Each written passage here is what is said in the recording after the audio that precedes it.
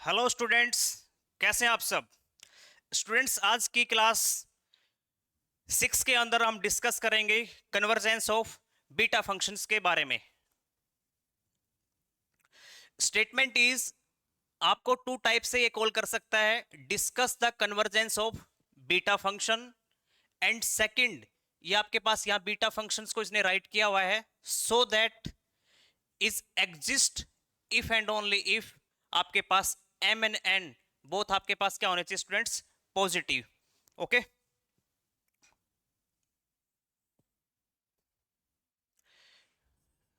तो इन सॉल्यूशन काफी इंपॉर्टेंट टॉपिक है, वेरी इजी है, आप इसको ध्यान से समझिए। Let I is equal to 0 to 1 x की power m minus 1 minus x की पावर n माइनस 1 इंटू में dx। इसको आपने क्या लेट कर लिया है, i। ओके, अगर स्टूडेंट देखा जाए तो जो बीटा फंक्शन होता है ये डिनोट किया जाता है b ऑफ mn से, इज इक्वल टू, और ये उसका डिफाइन है, और जहां पर m और n दोनों हमारे पास क्या होते हैं, पॉजिटिव। ठीक है, तो अभी हम फिलहाल इसका कन्वर्जेंस की बात कर रहे हैं, तो उसी पे फोकस करते हैं। And i is proper integral, and i is proper integral if m is greater equal to 1 and n is greater equal to 1। हम क्या कह रहे हैं कि जो ये इंटीग्रल i है, m की वैल्यू 1 या 1 से ग्रेटर, सिमिलरली n की वैल्यू 1 या 1 से ग्रेटर के ऊपर क्या दे रहा है, इस इंटीग्रल को क्या बना रहा है, इस इंटीग्रल को proper. So it is convergent for किसके लिए, m greater than 1 and n is greater equal 1। तो m और n की ग्रेटर इक्वल वैल्यू 1 के ऊपर ही हमारे पास क्या हो चुका है, इंटीग्रल कन्वर्जेंट। ठीक है, अब मैं इसी चीज को आपको एक्सप्लेन करता हूं नंबर लाइन के ऊपर। देखिए, जो ये नंबर लाइन है ये सबसे बेस्ट पार्ट है इसका, इससे आपको क्लियर हो जाएगा, इट इज 0, इट इज 1। ठीक है, तो हम क्या कह रहे हैं, जब m की वैल्यू आपके पास क्या हो 1, जब इसकी वैल्यू क्या हो 1, तो मैंने इसको डार्क कर लिया कि 1 पे, और नेक्स्ट 1 से ग्रेटर, और 1 से ग्रेटर हमने इस साइड लगा लिया है, ये 1 से ग्रेटर के ऊपर। ठीक है, किस प्रकार की वैल्यू आ रही है इसकी, प्रॉपर। तो चलो पहले इसी को सोल्व करते हैं कि प्रॉपर कैसे बोल रहा है इसको। अगर मैं m की वैल्यू यहां पर 1 लेट करता हूं, तो आप इंटीग्रल में आइए और m की जगह पर 1 रखिए। तो यहां पर x की पावर क्या है आपके पास, m माइनस 1। तो अगर मैं यहां पे 1 रखता हूं तो 1 माइनस 1 इज 0, और समथिंग पावर 0 हमारे पास क्या हो चुका है, रिजल्ट इज, ये हमारे पास 1 आ गया, तो ये वैल्यू 1। और सिमिलरली मैं n की जगह यहां पर 1 रखता हूं, तो 1 माइनस 1 ये भी 0, और समथिंग पावर 0 ये भी क्या गया है 1। तो आपने क्या देखा, 0 से 1, और ये कंप्लीट वैल्यू आपके पास क्या, 1 इनटू में dx। जब लिमिट फाइनाइट हो, इंटीग्रेंट की वैल्यू फाइनाइट हो, तो स्टूडेंट्स यही तो फॉर्मेशन होता है किसका, प्रॉपर इंटीग्रल का। तो ये कब बताया, जब m की या n की वैल्यू क्या हो 1। अगर इससे ग्रेटर की बात करें, तो चलो हम एक बार ऐसा करते हैं, m को 2 मान लेते हैं कि m इज इक्वल टू 2। तो यहां पर हम क्या रखते हैं, m की जगह पे 2। तो क्या हो गया इस इंटीग्रल के अंदर, x की power 2 minus 1 is 1, 1 minus x की पावर, यहां भी क्या रखेंगे 2, 2 minus 1 is 1 dx, and limit is 0 and 1। चलो आप लोअर लिमिट पुट करो इसके अंदर, क्या हो चुका है ये, x के स्थान पर अगर मैं यहाँ पे 0 रखता हूं तो 0, और 0 इंटू समथिंग कुछ भी हो, रिजल्ट क्या आ चुका है 0। तो आप मुझे बताइए, लिमिट फाइनाइट, तो ये वैल्यू भी क्या आ रही है 0, हमारे पास एक फाइनाइट ही तो वैल्यू है, एग्जिस्ट कर रहा है। सेकेंडली अगर अपर लिमिट इसमें पुट करते हैं, तो कहां पर 1 माइनस 1 ये क्या हो चुका है 0, तो इसकी वजह से सारा क्या हो गया 0। चाहे आप इसमें 0 रखें, चाहे आप इसमें 1 रखें, इंटीग्रेंट की वैल्यू कैसी आ रही है, फाइनाइट आ रही है। इसका मतलब m 1 पे और 1 से ग्रेटर हमें कैसी वैल्यू दे रहा है इंटीग्रेंट की? फाइनाइट वैल्यू दे रहा है, इसलिए वो आपके पास क्या कहलाएगा? Proper integral. और प्रॉपर इंटीग्रल आपके पास क्या होते हैं? Always convergent. तो आप देखिए इस साइड में कि आपने कहा कि 1 और 1 से ग्रेटर, ये वैल्यू कैसी है? इम्प्रॉपर इंटीग्रल है, तो ये कन्वर्जेंट होगा, तो हमने यहां पे लिख दिया इट इज कन्वर्जेंट। तो इस रीजन में 1 और 1 से ग्रेटर वैल्यू में क्या हो चुका है? ये लाइन यहाँ पे कन्वर्जेंट। तो आई को हमने वहां पर तो डिफाइन कर दिया है, और अब जो भी एक्स्ट्रा मैंने आपको समझाया है मैं इसको यहां से एक बार रिमूव कर रहा हूं। तो ये बस ओनली आपको समझाने के लिए था कि इसको प्रॉपर M1 या 1 से ग्रेटर के लिए क्यों कहा गया था। एंड नेक्स्ट, यहां से ये भी क्लियरली पता चल रहा है 0 and 1 are points of infinite discontinuity if m is less than 1 and n is less than 1। Again most important line क्या कहता है? जब m की वैल्यू 1 से लेस लेते हैं, देखो भाई 1 से ग्रेटर तो आप ले चुके हो, अब बात किसकी कर रहे हैं? 1 से लेस। अब इस रीजन में हम चेकआउट करेंगे कि ये कन्वर्जेंट है या नहीं है। तो m की वैल्यू 1 से लेस ले रहे हैं और n की वैल्यू 1 से लेस ले रहे हैं, तो ये जो 0 और ये 1 है, ये उसके क्या है? Point of infinite discontinuity. तो इस चीज को भी क्लियर करते हैं एक एग्जांपल से। अगर m की वैल्यू 1 से लेस है तो क्या हम यहां पर हाफ कंसीडर कर सकते हैं? ओके, आइए भाई इंटीग्रल के अंदर यहां पे 0 to 1 m ले लिया मैंने हाफ, तो क्या बच गया? x की पावर -1/2। नेक्स्ट 1 माइनस में x, और यहां भी सोच लीजिए कि हमने n की वैल्यू क्या ले ली? हाफ, तो ये भी क्या बच गया? माइनस का 1/2 dx। अब देखो अगर इसको सोल्व करते हैं 0 से 1, तो 1 अपॉन एक्स की पावर 1/2, और ये भी क्या हो गया? 1 अपॉन 1 माइनस एक्स की पावर भी 1/2 आ चुका है। अब यहां पे क्या रखना है? Lower limit. What is lower limit? 0। आपने क्या रखा? 0। 0 की पावर कुछ भी हो, result is 0, and something divide by 0 is infinity. अगर ये इंफिनिटी बन रहा है तो इसके मल्टीपल में जो भी कुछ प्रेजेंट होगा वो सारा क्या हो चुका है? इंफिनिटी।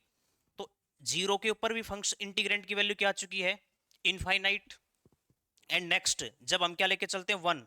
अगर ये 1 मैंने यहां पुट कर दिया तो 1 माइनस 1 इज 0, इसकी पावर कुछ भी हो 0, समथिंग डिवाइड बाय 0, इसकी वजह से भी क्या बन रहा है? ये infinity.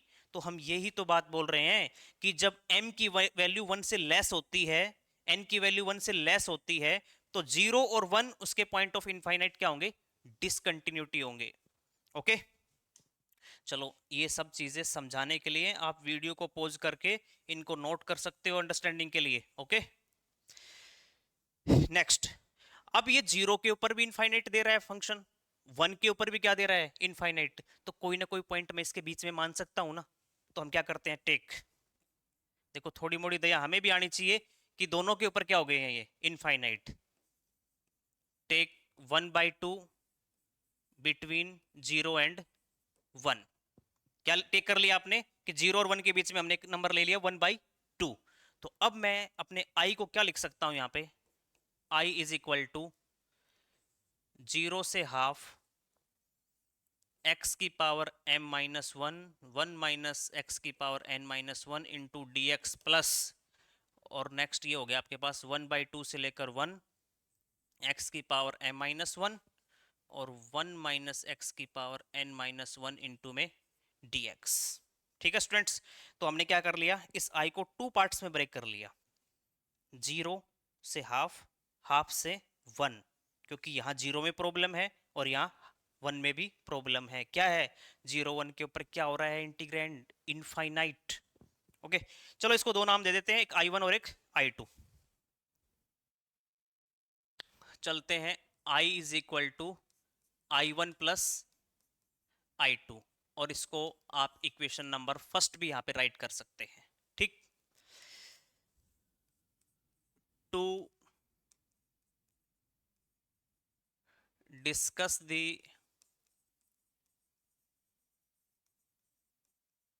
Convergence of I1 is, तो I1 हमारे पास किसके बराबर है, 0 से 1/2 x की power m minus 1 1 minus x की पावर n माइनस 1 इंटू में dx एट कहां पर, किसकी वजह से हो रहा है ये, इन्फिनिटी, जीरो की वजह से, at x is equal to 0 when m is किससे लेस होना चाहिए, 1 से लेस, क्योंकि 1 से ग्रेटर तो हमारे पास कन्वर्जेंट, उसमें तो जाना ही नहीं है अपने को, तो ये i की वैल्यू आपके पास आ चुकी है।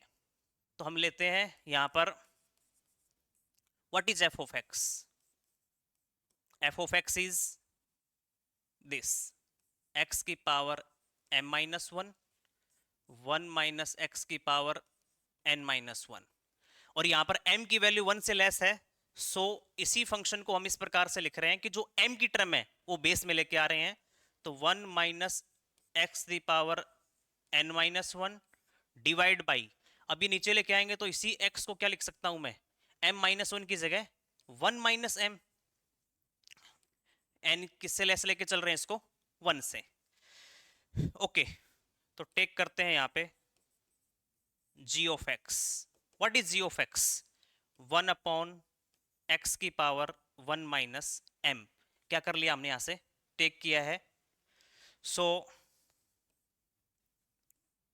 लिमिट लगाइए आप इसमें,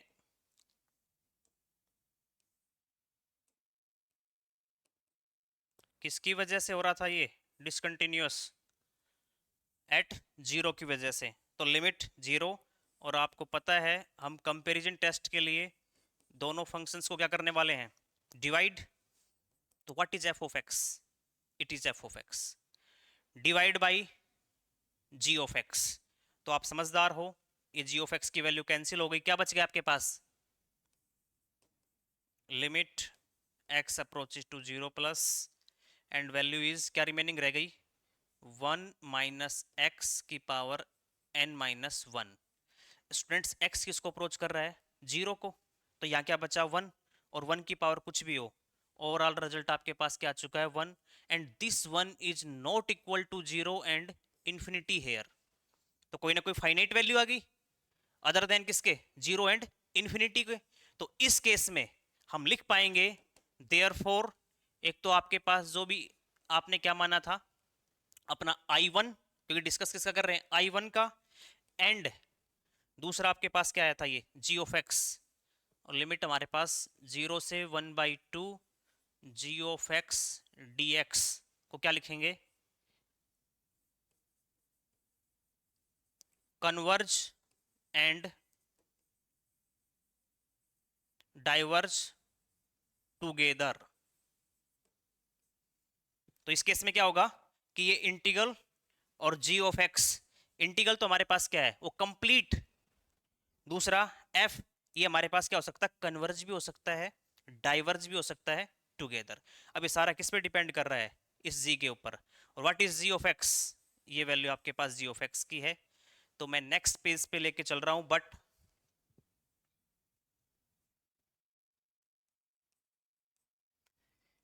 0 to 1/2, और g ऑफ x की वैल्यू आपके पास क्या है यहाँ पे, x की पावर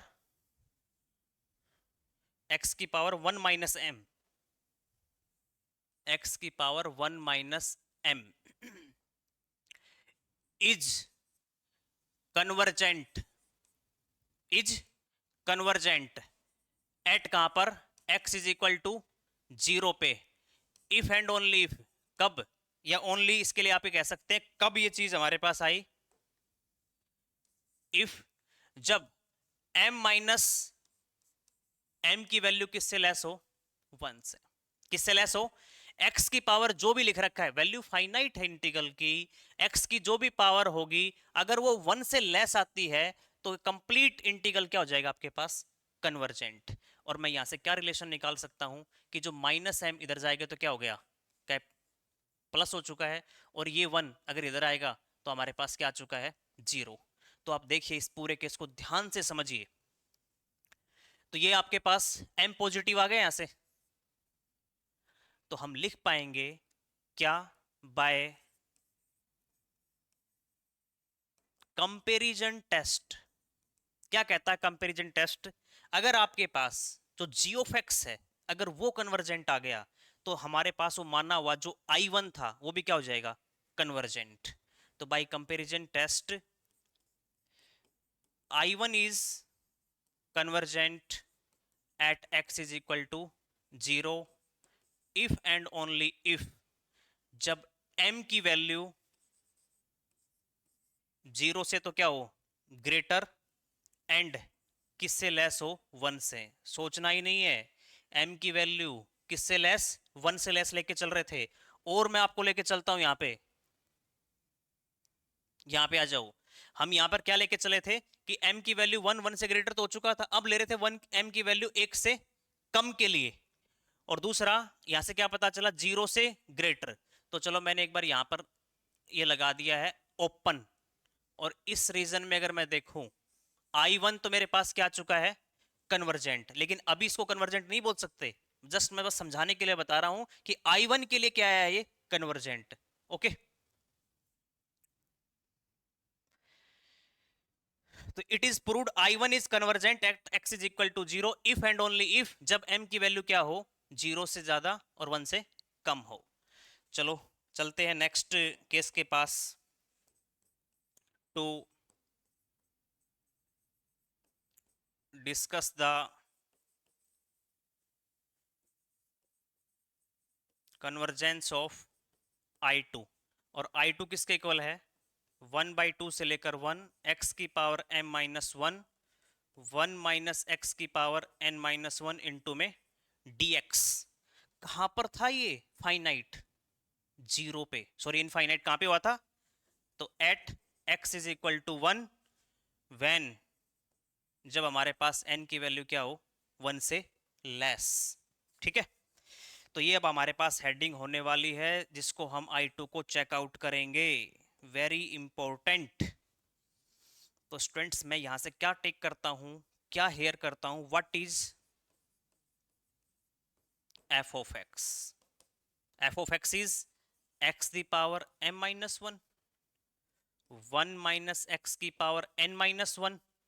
क्या आपके पास इतना आया? हम क्या करते हैं n की वैल्यू 1 से कम है तो जो n की पावर में है ये इस टर्म को अब की बार बेस में लेके आएंगे।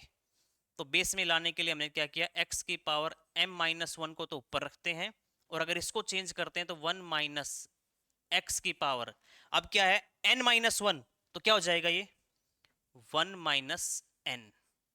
ठीक है, तो मैं यहां तो चेक करके बता चुका हूं आपको कि m की वैल्यू, लेकिन अब मैं किसकी वैल्यू चेक करना चाहता हूं n की, इसलिए मैंने इस n को कहां पर लेके आ गया हूं मैं बेस में। तो it is f of x और इसी f ऑफ x से मैंने टेक कर लिया है अपना g of x। It is g of x is 1 divide by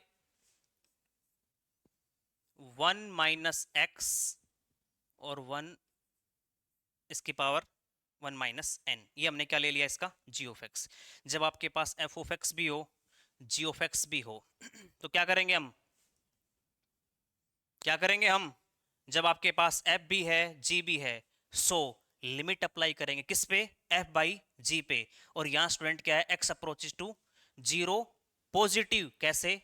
देखो इससे आगे की तरफ जा रहा है ना 0 पॉजिटिव, लेकिन अब हमारे पास जो नेक्स्ट इस क्वेश्चन में है ये हाफ से लेकर 1 तो है तो इससे पीछे आएगा तो मैं क्या लगाऊंगा माइनस। हर पॉइंट को समझिएगा। अब जो लिमिट लगेगा यहां पर so that limit x approaches to 1 negative किस पे f ऑफ x और g ऑफ x पे। चलो ये आपके पास f ऑफ x और ये आपके पास g ऑफ x। जब मैं इनको दोनों को डिवाइड करवाता हूं तो ये जो g ऑफ x है g ऑफ x तो कैंसिल हो गया। ओनली क्या रिमेनिंग बचा स्टूडेंट्स यहां पे x की पावर m माइनस 1। क्या बचा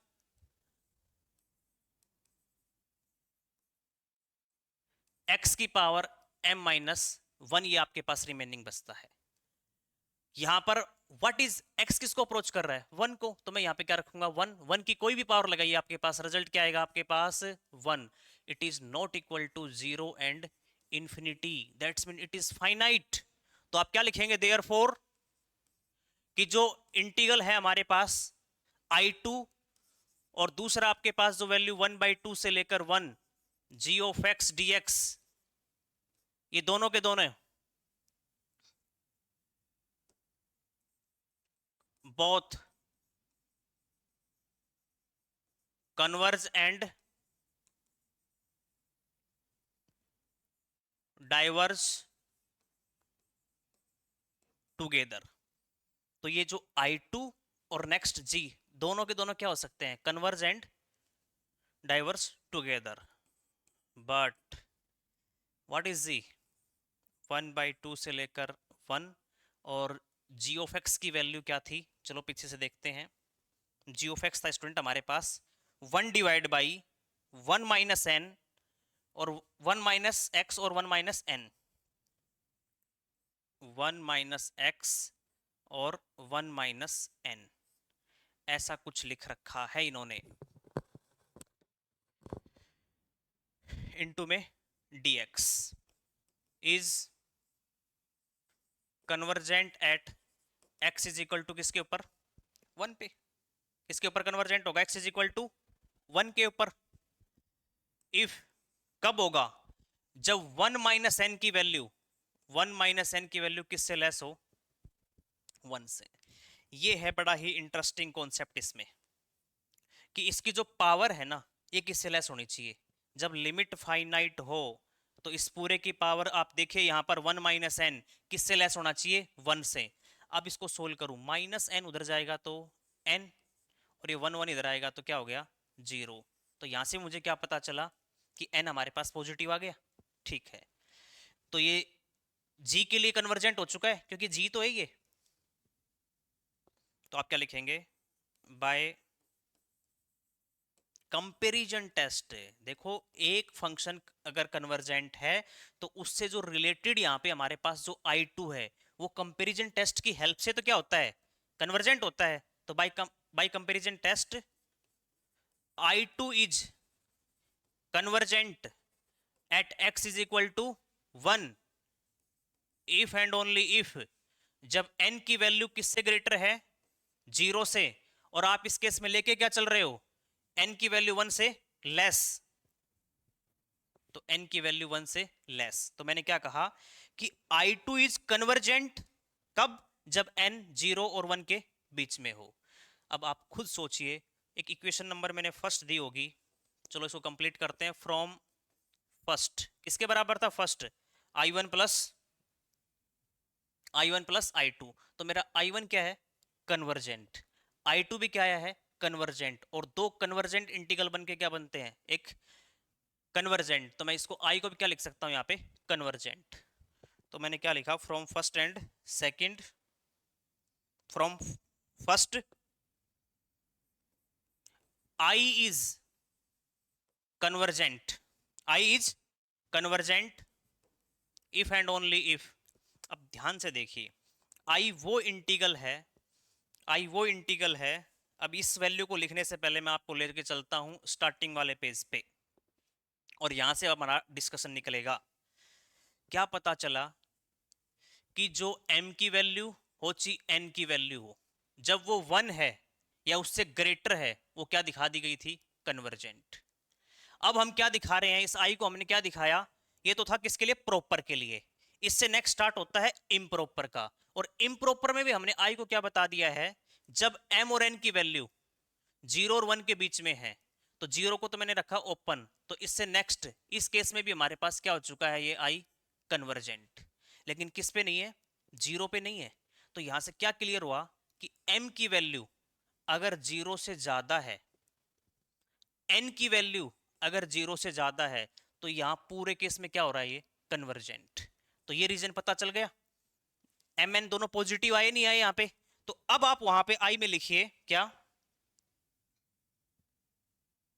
क्या लिखने वाले हैं यहाँ पे कि from first I is convergent if and only if proper improper दोनों का रिजल्ट मिला के m is greater equal to 0 and n is greater equal to 0। और स्टूडेंट्स आपसे यही पूछ रहा था, I क्या है, बीटा फंक्शन का कन्वर्जेंस कहां पर, ओनली एंड ओनली जब m की वैल्यू पॉजिटिव हो और n की वैल्यू भी क्या हो, पॉजिटिव हो।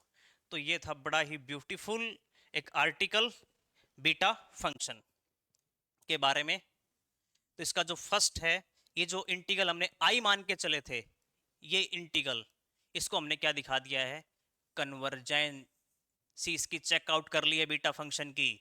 और ये एग्जिस्ट कर रहा है, कहां पर एग्जिस्ट करता है, जब जहां पर देखो जब कन्वर्जेंट होता है तभी तो एग्जिस्ट करता है ना।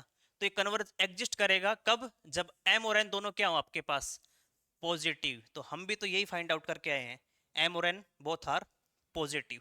ठीक है, तो ये जीरो को छोड़ के आगे क्या होगा, कन्वर्जेंट, और जो बच गया फिर उसका वो डाइवर्जेंट। तो स्टूडेंट्स ये था आज का लेक्चर बीटा फंक्शंस।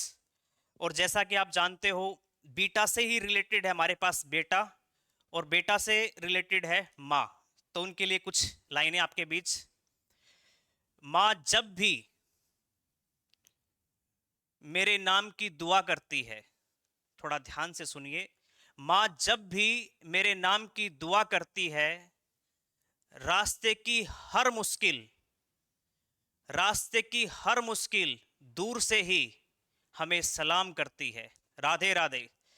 मिलते हैं एक ब्रेक के बाद, तब तक के लिए आप पढ़ते रहें, मुस्कुराते रहें, एंड सबसे जरूरी संपर्क में रहें।